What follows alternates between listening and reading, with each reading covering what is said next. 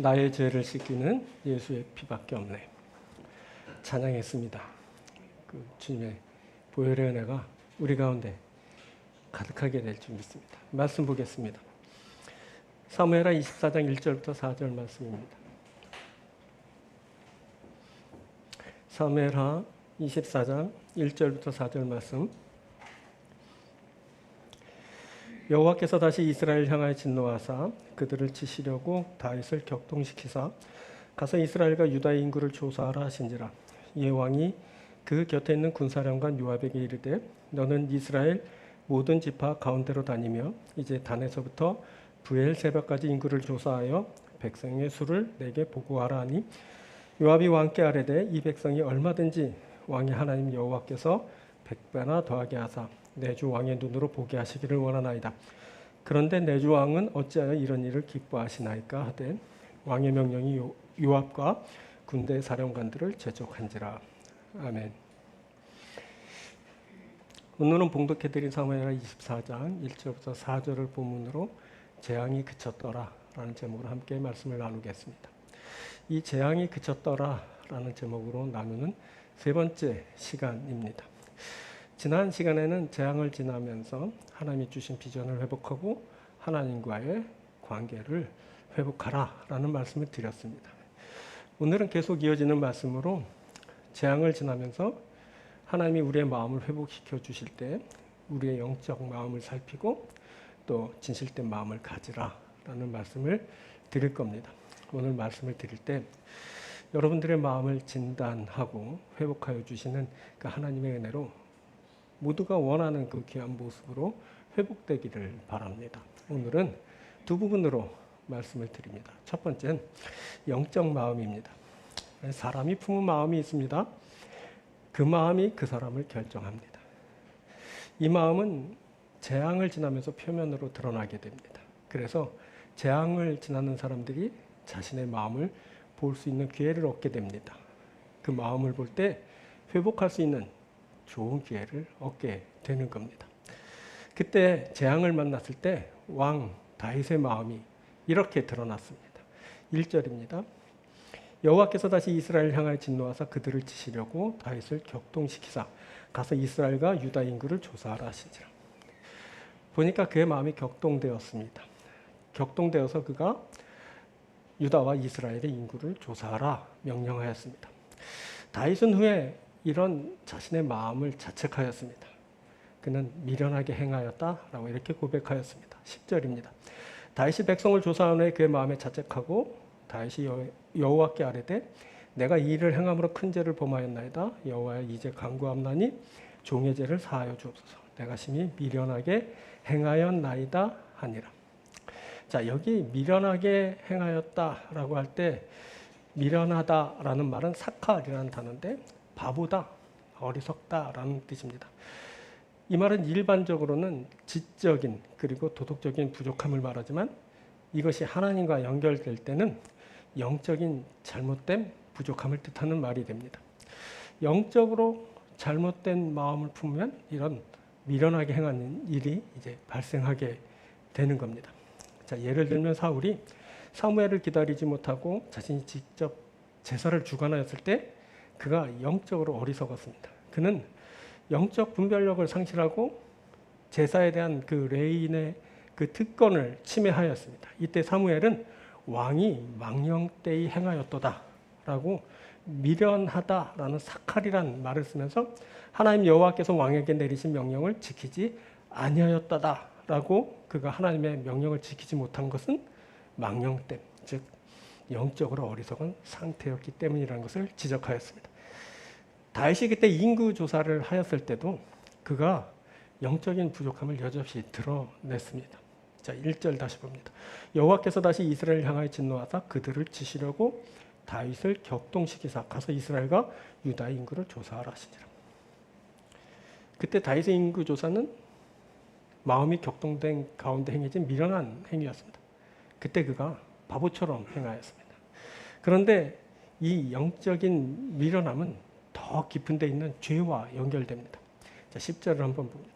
다윗이 백성을 조사한 후에 그의 마음에 자책하고 다윗이 여호와께 아뢰되 내가 이 일을 행함으로 큰 죄를 범하였나이다. 여호와여 이제 간구함나니 종의 죄를 사하여 주옵소서. 내가 심히 미련하게 행하였나이다 하니라. 다윗은 이때 자신이 미련하게 행하였다라고 고백하면서 자신이 이 일을 행함으로 큰 죄를 범하였다고 죄사함을 청했습니다. 부족하고 잘못된 영적인 마음이 큰 죄를 범하게 한 겁니다. 자, 죄라고 하니까 또 죄야 하는 반응이 있을 수 있습니다. 무엇보다 문제는 많은 사람들이 죄를 다른 세상의 다른 사람들의 일처럼 취급한다는 데 있습니다. 그것은 죄를 단순히 나쁜 짓을 하는 정도로만 인식하고 있기 때문입니다. 이것은 죄에 대한 그릇되고 왜곡된 이해라고 할 수 있습니다. 죄는 단순히 도덕적으로 법적으로 잘못을 저지르는 것보다 훨씬 더 근원적인 이유를 갖고 있습니다. 그것은 거짓을 추구하고 집착하는 것에 있습니다. 죄는 거짓을 추구하고 집착하게 합니다. 이 거짓으로 나아가게 하는 힘이 바로 죄입니다. 그래서 죄는 거짓인 우상을 추구하게 합니다.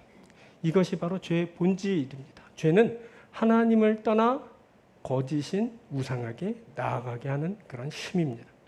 그때 다윗이 그 우상을 추구하고 그것에 집착했습니다. 다윗은 참이신 하나님을 벗어나 우상화된 백성들, 즉 군사력을 추구하고 의지했습니다. 그것은 그의 고백처럼 그의 마음이 미련했기 때문입니다. 그때 그의 마음이 영적으로 바보처럼 되었었습니다. 그래서 분별력을 상실하고 참을 버리고 거짓을 구하게 된 겁니다. 이것을 뒤늦게 깨달은 다윗, 그는 마음에 자책하면서 자신이 큰 죄를 범하였다고 고백하였습니다. 근데 문제는 죄의 결과가 바로 사망이라는 데 있습니다. 바울이 말하듯이 죄는 결국 사망을 낳습니다. 그래서 알게 되는 것은 죄를 짓게 하는 이 미련한 마음이 바로 죽은 마음이라는 겁니다. 그 죽은 마음인 미련함은 결국 사망을 가져옵니다. 자, 마가복음서를 보면 예수님이 손 마른 사람을 치유하시는데 그때 주위의 사람들이 예수님의 모습을 주목하였습니다. 그것은 안식일에 예수님이 어떻게 하실까 하는 것을 보기 위함이었는데 그때 예수님은 저들의 마음을 꿰뚫어 보시고는 저들의 마음이 완악함을 탄식하시고 크게 노하셨습니다. 볼까요? 5절입니다. 마가복음 3장 5절. 그들의 마음이 완악함을 탄식하사 노하심으로 그들을 둘러보시고 그 사람에게 이르시되 내 손을 내밀라 하시니 내밀매 그 손이 회복되었더라. 그것은 표현대로 저들의 마음이 완악했기 때문입니다. 이 완악한 마음이란 프로시스라는 단어인데 이것은 굳은 마음을 뜻합니다. 그러니까 돌처럼 굳어진 생명 없는 딱딱한 그런 마음입니다. 그러니까 생명력을 상실한 그런 마음을 말하는 것이죠. 그때 예수님이 그렇게 탄식하시고 노하신 것은 생명 없는 저들의 죽은 마음을 보시고 그렇게 하신 것입니다. 자, 에베소서 4장 17절부터 18절부터는 그 이방인들의 허망한 마음을 말하는데 그때 그것을 굳어진 마음, 바로 프로시스로 표현했습니다. 그들의 마음이 굳어짐으로 말미암아 하나님의 생명에서 떠나 있더라. 그들의 마음이 어떻다고요? 굳어짐으로. 그래서 어떻게 됐다고요? 생명에서 떠나 있도다. 저들의 완악한 그런 딱딱하게 굳어진 마음은 결국 생명을 떠나게 하였습니다. 반면 로마서에선 반대로 이방인들의 구원을 말하면서 유대인들의 죽은 마음을 지적합니다. 로마서 11장 25절입니다. 형제들아 너희가 스스로 지혜 있다 하면서 이 신비를 너희가 모르기를 내가 원하지 아니하노니 이 신비는 이방인의 충만한 수가 들어오기까지 이스라엘의 더러는 우둔하게 된 것이다. 이스라엘의 더러는 우둔하게 된 것이다. 여기 우둔한 마음, 바로 이게 프로시스라는 바로 굳어져 죽은 마음을 말하는 건데 여기 보면 이방인들의 충분한 수가 들어오게 이방인들이 이제 구원을 받게 되는 거죠. 구원에 참여하게 되지만 오히려 유대인들 중에서 우둔한 마음을 품게 돼서 결국 생명력을 잃게 될 것이라고 이렇게 말씀합니다. 자, 이 생명력을 잃게 되는 일이 있습니다. 그것은 바로 영적인 마음이 그렇게 바보처럼 되었을 때, 딱딱하게 굳어졌을 때 일어나게 되는 현상입니다. 이런 현상에는 또 특징이 있습니다. 죽은 마음에는 특징이 있습니다. 그건 뭐냐면 이랬다 저랬다 하는 겁니다. 사울은 다윗에 대해서 이랬다 저랬다 했습니다. 어느 때는 막 죽이려 들었고 어느 때는 막 잘못했다고 하면서 해하지 않을게 아들아 내게로 돌아오라 막 그렇게 말하기도 했습니다. 한번 볼까요? 사무엘상 26장 21절입니다. 사울이 이르되 내가 범죄였다다 내 아들아 내 아들 다윗아 돌아오라 내가 오늘 내 생명을 귀하게 여겼은즉 내가 다시 너를 해하려 하지 아니하리라 내가 어리석은 일을 하였으니 대단히 잘못되었도다 하니라. 그때 사울은 뭐라고 말하냐면 내가 범죄했다고 말했습니다. 그리고 막 돌아오라 돌아오라 이렇게 말하고 있습니다. 그러면서 뭐라고 말하냐면 내가 어리석은 일을 하였으니 대단히 잘못되었도다 라고 했습니다. 바로 이 어리석은 이란 말이 다윗이 말한 내가 심히 미련하게 행하였나니 라는 그런 말과 똑같은 말입니다. 그러니까 사울의 어리석음, 다윗의 미련함이 동일한 단어인 겁니다. 그때 그는 마음이 영적으로 병들어 있었습니다. 그래서 그는 계속 막 이랬다 저랬다 합니다. 다윗이 자한테 잘해주고 자기 생명을 구해주고 그리고 또 어떤 때는 또 정상적으로 돌아와서 아들아 뭐 다윗아 돌아오라 내가 잘못했다 막 이렇게 반성하고 회개하는 듯이 보이다가 또 어떤 때는 악령이 들려서 완전히 완악한 마음이 돼가지고 다윗을 죽여버리겠다고 막 군사를 풀고 자신이 직접 나서서 막 다윗을 쫓아다니기도 했습니다. 이게 뭐냐면 바로 완악한 마음, 미련한 마음을 가진 자들, 죽은 마음을 가진 자들의 특징입니다. 그 사람들은 뭐냐면 이랬다 저랬다 합니다. 그리고 또 한 사람, 이런 사람이 나오는데 그것은 뭐냐면 출애굽할 때 파라오입니다. 파라오는 그때 재앙이 내릴 때마다 이스라엘 백성들을 내보낼 것을 약속했지만 그 마음이 바뀌어서 그 약속을 철회하곤 했습니다. 그가 이랬다 저랬다 한 겁니다. 그는 결국 10번째로 내린 자신이 감당하지 못할 그 장자의 죽음의 재앙을 겪고서 이제 이스라엘 백성들을 내놓게 되는데 그마저도 이제 다시 돌이켜서 군사들을 풀어서 출애굽한 이스라엘 백성들을 막 홍해까지 막 쫓아갔습니다. 자, 그때 모습을 한번 볼까요? 출애굽기 14장 8절입니다. 여호와께서 애굽 왕 바로의 마음을 완악하게 하셨으므로 그가 이스라엘 자손의 뒤를 따르니 이스라엘 자손이 담대히 나갔습니다. 그때 파라오의 마음은 완악함이었습니다. 그렇죠? 완악하게 하셨으므로 그가 완악하게 된 겁니다. 그러니까 돌처럼 딱딱하게 굳은 마음, 아주 강박한 그런 마음이 됐습니다. 이 완악한 마음은 뭐라죠? 미련한 마음입니다. 이 미련한 마음은 뭐라죠? 죽은 마음입니다. 생명력이 없습니다. 이 죽은 마음을 품은 자는 어떻다고요? 이랬다 저랬다 합니다. 막 정신이 하나도 없습니다. 그게 바로 이 완악한 마음, 죽은 마음을 품은 자들의 특징입니다. 우리가 지금 어려움을 지나면서 이 어려움을 지날 때 표면으로 드러나는 우리들의 마음을 보게 됩니다. 여러분 혹시 우리들의 마음이 이랬다 저랬다 하고 있지는 않을까요? 혹시 우리들의 마음이 바보처럼 미련하게 되지는 않았나요? 혹시 우리들의 마음이 돌처럼 딱딱하게 굳어서 생명력을 잃지는 않았나요? 우리들의 마음이 죽은 마음처럼 돼서 감각 없이 영적 분별력을 상실하고 그렇게 무지하게 바보처럼 행하고 있지는 않은가요? 여러분 이 어려움을 지날 때 하나님은 지금 우리의 마음을 조명하여 주십니다. 요즘 어려움을 지날 때 우리들이 격동해서 드러낸 우리들의 마음을 지금 살펴봐야 됩니다. 우리의 마음이 과연 어떤지 진단해 봐야 됩니다. 하나님 앞에서 하나님의 말씀 앞에서 우리들의 마음을 보는 겁니다. 오늘 이 시간엔 우리들의 마음을 보는 시간이 되어야 됩니다. 우리들의 마음에 과연 생명력이 있는지 혹시 우리들의 마음이 죽어있지는 않은지 하나님이 지금 우리로 하여금 그 마음을 꺼내 보이시며 그것을 보게 하시는 겁니다. 혹시 우리들의 마음이 생명력을 잃었다면 우리가 미련하게 바보처럼 행하고 있다면 우리들이 딱딱하게 굳어서 그 완고하게 되었다면 우리들이 이랬다 저랬다 하고 있다면 우리들은 온전한 회개에 이르러야 됩니다. 그것만 정답입니다. 온전한 회개에 이를 때 우리가 영적인 마음을 회복하게 됩니다. 우리가 온전한 회개에 이를 때 우리가 다시 생명을 얻게 되는 겁니다. 온전한 회개에 이르는 것은 거짓을 버리고 하나님을 회복하는 겁니다. 우리가 그동안 추구했던 모든 우상들을 떨쳐버리고 그리고 하나님을 향해야 됩니다. 이게 바로 회개입니다. 회개는 방향 전환입니다. 눈물 몇 방울 흘리는 것이 회개가 아닙니다. 머리카락 막 쥐어뜯고 막 가슴을 막 치는 그게 회개가 아닙니다. 회개는 뭐냐?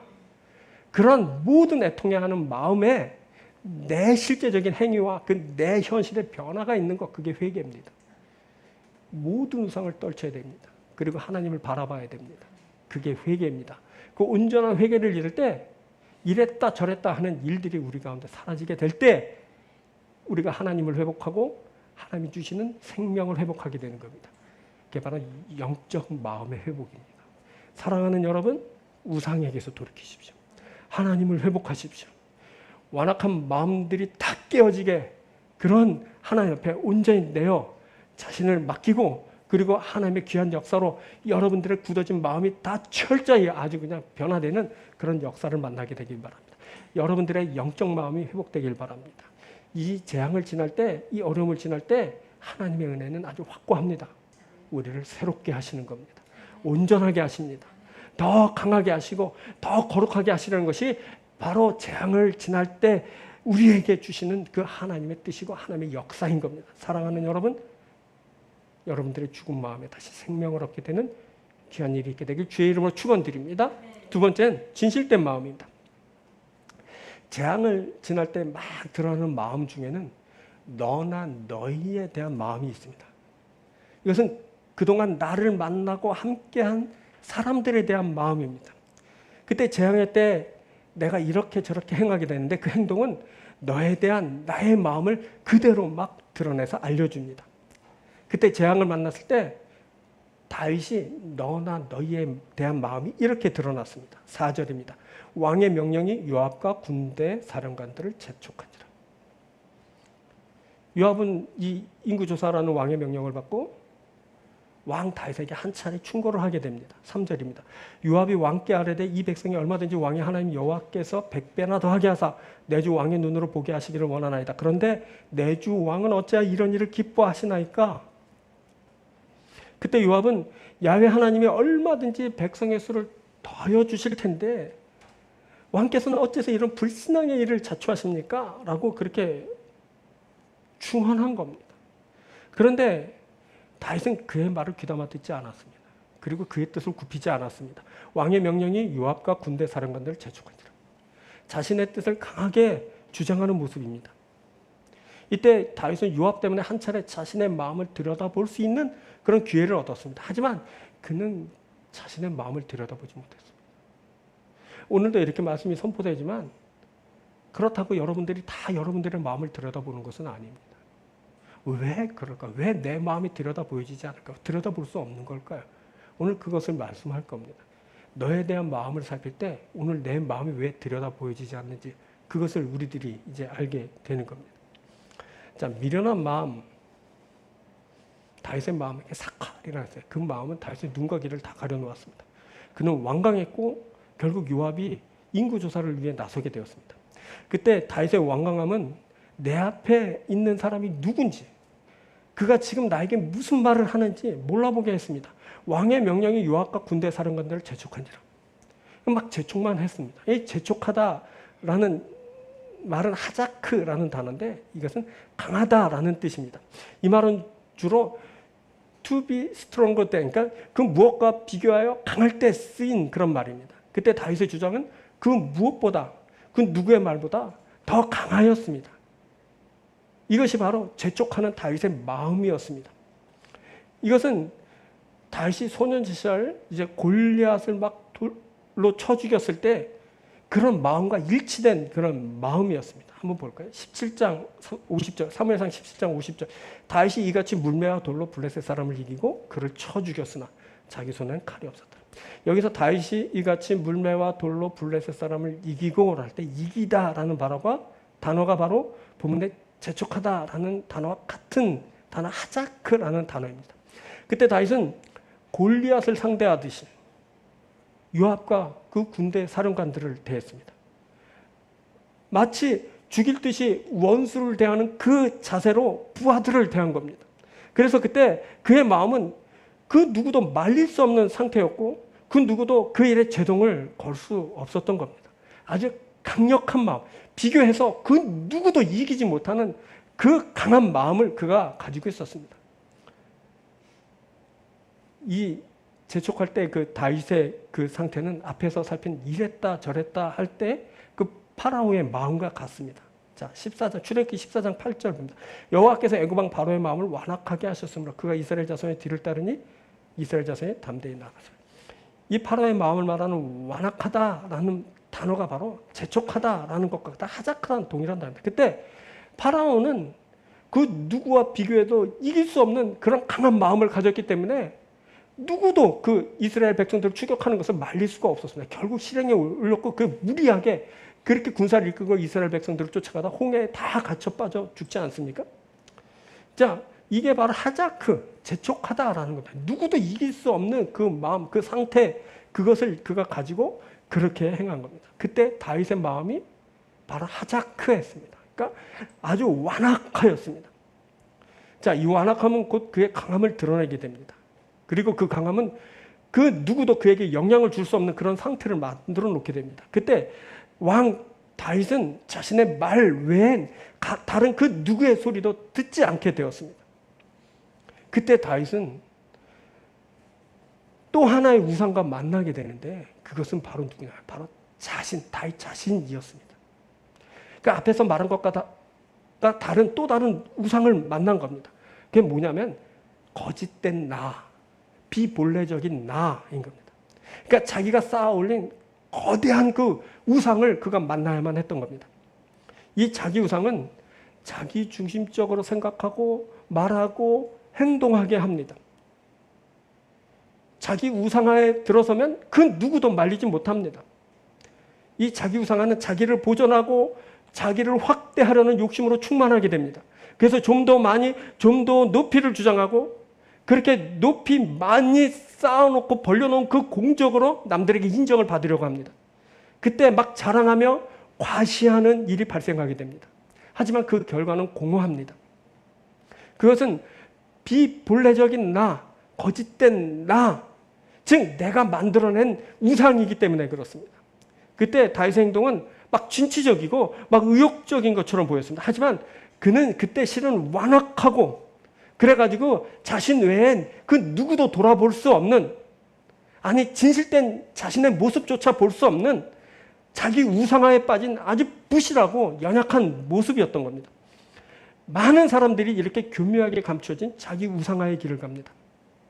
이것은 하나님과의 관계도 맺지 못하게 하지만 주변의 사람들과의 관계도 치명적인 해로 작용하게 됩니다. 이들은 자기밖에 없는 자기 욕심에 취한 자기 중심적인 말과 행동으로 일관하는 그런 불쌍한 사람들입니다. 이런 사람은 그 누구와도 온전한 관계를 맺을 수 없게 됩니다. 자기 주장만 있습니다. 자기 명령만 있습니다. 그래서 재촉하게 되는 겁니다. 그러니까 많은 사람을 정상적으로 대할 수 없는 사람인 겁니다. 그를 두려워할 수는 있습니다. 그가 힘을 가진 왕이기 때문입니다. 그의 명령을 맡고 나섰다가 죽임을 당할 수도 있습니다. 그래서 요압이 지속적으로 충원을 하지 못하였던 겁니다. 그때 다윗은 그 누구의 말도 듣지 못하는 완악한 상태였기 때문입니다. 하지만 그의 말이 통하는 것은 그가 왕자에 앉아있을 때까지입니다. 그가 그 자리에서 내려오는 순간 그는 모든 것을 잃고 허망함에 빠지게 됩니다.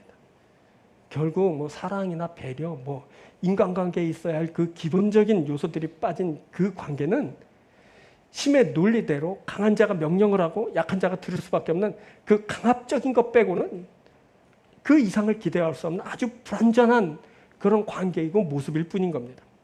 이때 나는 물론이고 그 모든 사람들이 다 수단으로 변하게 되는 겁니다. 그러니까 사랑의 대상이 이제 수단화 되는 겁니다. 사랑하지 못하고 사용만 하는 겁니다. 그가 내 우상을 만들어낼 그런 수단으로 전락해버리는 겁니다. 이 사람 이제 관계를 맺을 때 뭐 하냐면 사랑은 못하고 그냥 사용만 합니다. 그때 너도 나도 다 소모품처럼 취급되고 맙니다. 필요에 따라서 사용되는 겁니다. 여기에 온전한 인격적인 관계가 형성될 수 없습니다. 그때 다윗은 요압과 그의 부하들을 재촉하여 이용만 했습니다. 자, 사울도 그랬습니다. 자기 우상화에 빠져 사울이 이렇게 말했습니다. 사무엘상 15장 30절입니다. 사울이 이르되 내가 범죄하였을지라도 이제 청하옵나니 내 백성이 장로들 앞과 이스라엘 앞에서 나를 높이사 나와 함께 돌아가서 내가 당신의 하나님 여호와께 경배하게 하소서 하더라. 이때 사울은 선지자 사무엘을 사용하려 합니다. 그는 자신을 높이는 일에 선지자를 도구로 사용하려 했습니다. 그때 사무엘이 그의 말에 선뜻 응하지 않자 필사적으로 막 그의 바짓가랑이를 붙들고 늘어지며 그를 사용하려 했습니다. 사무엘이 가려고 돌아설 때 사울이 그의 겉옷자락을 붙잡으며 막 찢어진다. 그러니까 막 옷이 막 찢어질 정도로 막 붙들면서 가서 빨리 나를 높여달라고 그렇게 이제 청하는 그런 모습입니다. 실은 그때 사울이 이용한 것은 선지자뿐만이 아닙니다. 그는 자신을 높이는 일에 하나님도 이용했습니다. 내 백성의 장로들 아까 이스라엘 앞에서 나를 높이사 나와 함께 돌아가서 내가 당신의 하나님 여호와께 경배하소서. 그는 막 예배도 이용합니다. 예배 주신 하나님을 이용합니다. 그때 그가 예배하고 경배하는 것은 하나님을 높이기 위함이 아니라 바로 자신을 높이기 위해서였습니다. 이제 그 하나님은 이제 자신을 왕으로 삼은 하나님이 아닙니다. 이건 뭐라고 말하냐? 당신의 하나님 여호와께 경배하게 하소서. 내 하나님이라고 말하지 못하게 됐습니다. 이제 당신의 너의 하나님인데 그 하나님입니다. 그 하나님. 근데 사울에게서 하나님이 더 이상 뭐 내 하나님이 너 하나님 이런 게 중요하지 않습니다. 하나님을 이용해서 내가 높아지는 것 그것에만 그가 관심이 있었던 겁니다. 그가 야훼께 경배하는 일에 예배하는 일에 성공하죠. 31절에 이렇게 이에 사무엘이 돌이켜 사울을 따라가며 사울이 야훼께 경배. 막 옷이 막 찢어지게 막 붙들고 늘어지니까 사무엘이 할 수 없이 가서 그냥 예배를 이렇게 드려준 겁니다. 그렇다고 그가 진짜 높아졌을까요? 그가 끝내 버림받고 말았습니다. 자, 35절에 이렇게 말해요. 사무엘이 죽는 날까지 사울을 다시 가서 보지 않았으니 이는 그가 사울을 위하여 슬퍼함이었고 여호와께서는 사울을 이스라엘 왕으로 삼으신 것을 후회하더라. 선지자에게도 버림받고 하나님에게도 버림받았어요. 선지자는 다시는 그 사울을 보지 않았고 하나님은 사울을 왕으로 세우신 것을 후회하셨어요. 이게 뭐냐면 사람이고 하나님이고 이용만 하려는 자의 최후입니다. 그가 이용해서 당장은 그 이용 효과를 얻을 수 있을지 몰라도 끝내 종국은 뭐냐면 버림받고 멸망당하는 것이 그의 최후인 겁니다. 그때 사무엘이 사울에게 했던 말입니다. 자, 사무엘상 15장 17절에 사무엘이 이르되 왕이 스스로 작게 여길 그때 이스라엘 지파의 머리가 되지 아니하셨나이까. 여호와께서 왕에게 기름을 부어 이스라엘 왕을 삼으시고.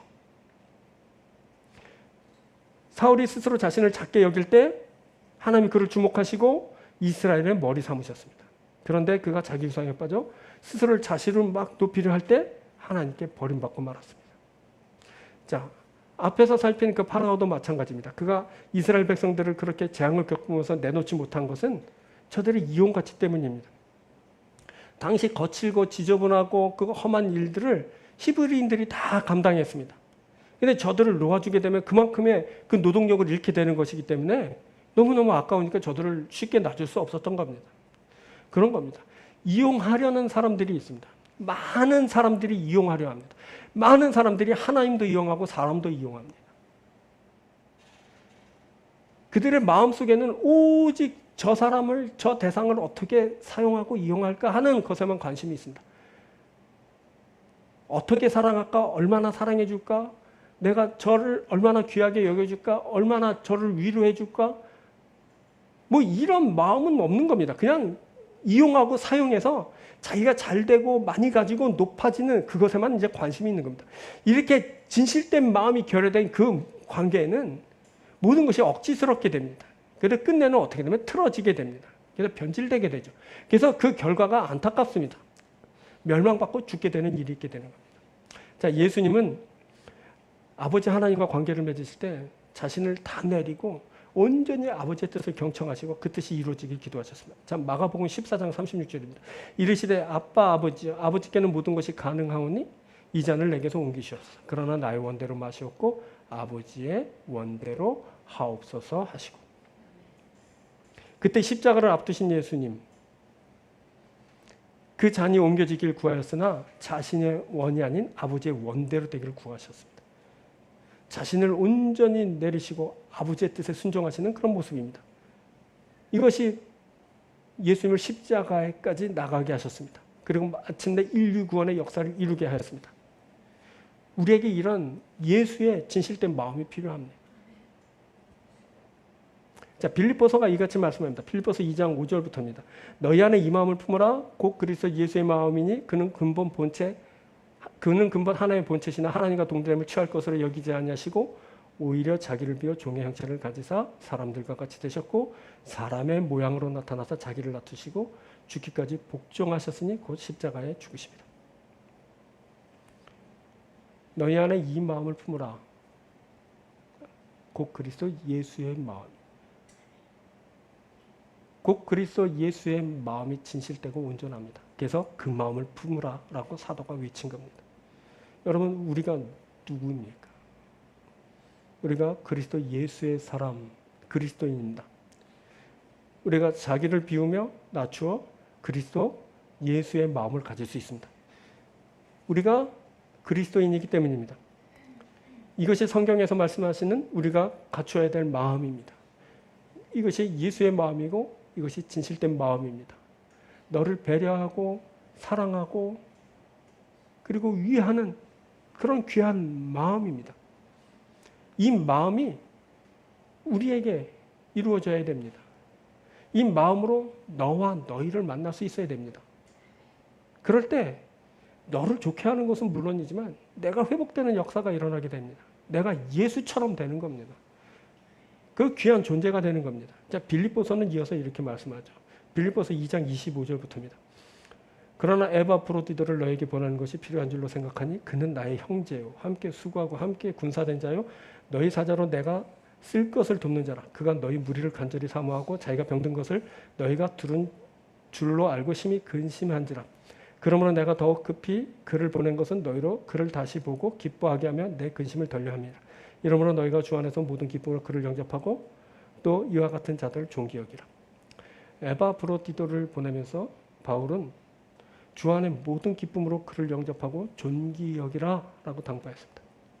그가 교회를 떠나 바울을 섬기다가 그만 병이 들었습니다. 그 일로 교회 성도들이 심히 근심하게 되었죠.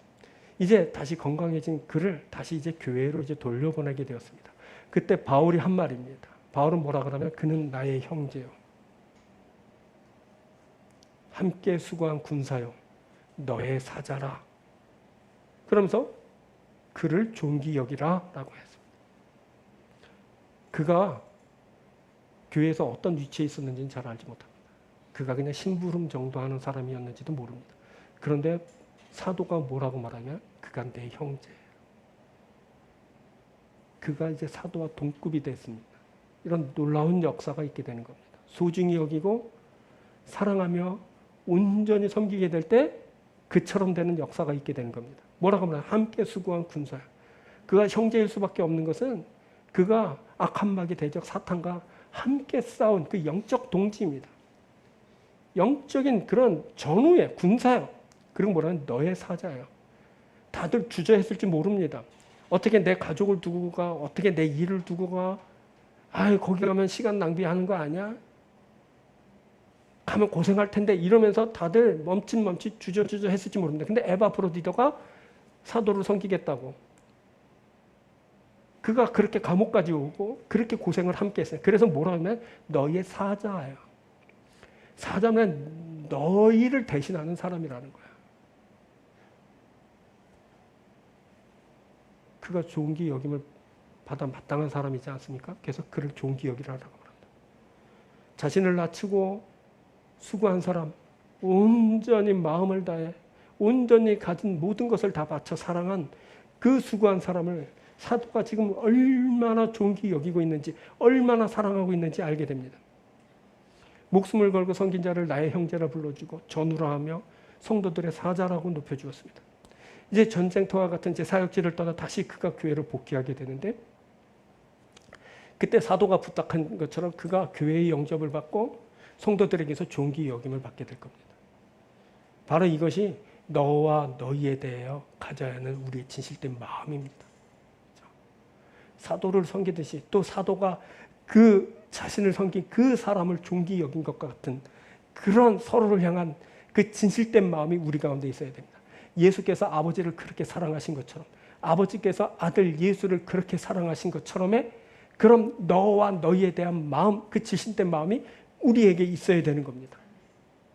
오늘 이 어려움을 지나면서 우리 재앙을 지나면서 우리들의 불편한 마음들이 막 드러납니다. 강박하고 완악하고 그리고 병든 마음들이 계속 드러납니다. 우리들이 여기저기서 혈기를 부리고 여기저기서 아주 어지러워하고 아주 고통스러워하는 그러한 상황을 우리들이 만납니다. 그때마다 내가 어떻게 이렇게 됐을까? 내가 그러면서 좌절하고 실망할 것이 아니라 그런 모습들이 계속 드러날 때마다 새롭게 하시는 하나님의 은총을 입어야 됩니다. 그 드러나는 것은 그냥 드러나는 것이고 거기에 그치지 않고 하나님은 얼마든지 그 마음을 변하여 새롭게 하실 수 있습니다. 우리들의 마음이 진실될 수 있습니다. 우리들이 거짓에 치우칠 수 있습니다. 다윗처럼 말이죠. 다윗은 하나님의 마음에 합한 사람이었는데 그 사람조차 그렇게 쉽게 거짓되고 그렇게 불편하고 그렇게 상한 그런 마음 상태를 가질 수밖에 없었던 게 바로 그것이 인간인 겁니다. 그런데 다윗이 그 재앙을 만나면서 어려움을 만나면서 자신의 그 병든 마음, 그 죽은 마음을 살펴보고 하나님 앞에 회개하면서 나가서 그의 마음을 고침을 받고 그의 마음이 다시 회복되었던 것처럼 우리들도 마찬가지입니다. 우리들이 인간이어서 이렇게 저렇게 실수하고 다른 마음을 가질 수 있고 우상을 섬길 수 있고 자기 우상화에 탐닉할 수 있고 그러면서 우리들이 하나님 앞에 그렇게 병들고 죽은 모습을 이제 보일 수 있는 겁니다. 근데 이 재앙을, 이 어려움을 만나면서 우리들의 모습이 계속 드러나고 있지 않습니까? 그때 주저하지 마십시오. 하나님 앞에 곧바로 나가십시오. 하나님 앞에 다 내어놓으십시오. 하나님이 여러분들을 만져주실 거예요. 여러분들의 마음을 만져주시는 거예요. 새롭게 해주실 거라고요. 다시 생명을 불어넣어 생명력 있게 하시고 부패하고 타락한 마음을 아주 정케 하시고 거룩하게 해주실 겁니다. 자기 우상에 빠진 것을 완전히 제어해 주셔서 오직 하나님만 바라보게 하실 것이고 하나님께서 마침내 거룩하고 온전한 마음을 우리 가운데 주실 겁니다. 바로 진실된 마음입니다. 이제 다시 할 수 있습니다. 얼마든지 할 수 있습니다. 이제 그 소중한 마음, 진실된 마음을 가지고 이제 하나님을 대하고 내 앞에 있는 사랑하는 그 사람들을 대하는 겁니다. 얼마든지 할 수 있습니다. 왜 그런지 아십니까? 우리가 그리스도인입니다.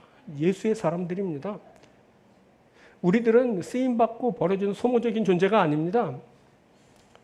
우리들은 하나님 나라에 그 이름이 기록된 하나님의 귀한 백성들, 귀한 자녀들입니다. 여러분, 예수를 높이신 하나님께서 예수를 섬기는 우리를 높여주실 겁니다. 예수의 뜻대로 살고 그 뜻대로 살아서 하나님 앞에 영광을 돌리고자 하는 그 사람들을 마침내 영광된 그 나라에 이르게 하시고 그 나라에서 아주 귀하고 거룩하게 살게 하실 겁니다. 이러한 회복을 여러분들 만나게 되길 바랍니다. 사랑하는 여러분, 여러분들의 관계가 온전히 회복되는 역사가 이 어려운 시절을 지나면서 이루어지게 되기를 축원드립니다. 말씀을 맺겠습니다. 오늘 두 가지 말씀드렸습니다. 더 이상 미룰 필요 없습니다. 미루지 마십시오. 이 시간에 여러분들의 마음을 꺼내 놓으십시오. 하나 앞에 다 꺼내 놓으십시오.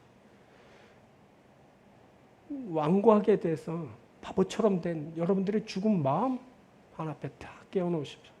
꺼내 놓으십시오. 그래서 다시 생명력을 얻게 되십시오. 생명을 얻는 그런 마음이 되십시오. 여러분, 그 진실된 마음을 가지십시오. 그 우상에 탐닉하고 그 부패하고 타락한 마음, 그리고 이용만 하려는 그 마음 다 버리고 진실된 마음을 가지고 온전히 섬기고 온전히 사랑할 수 있는, 그래서 종기 되는 그러한 그 진실된 마음을 여러분도 꼭 가지게 되길 주님의 이름으로 축원드립니다.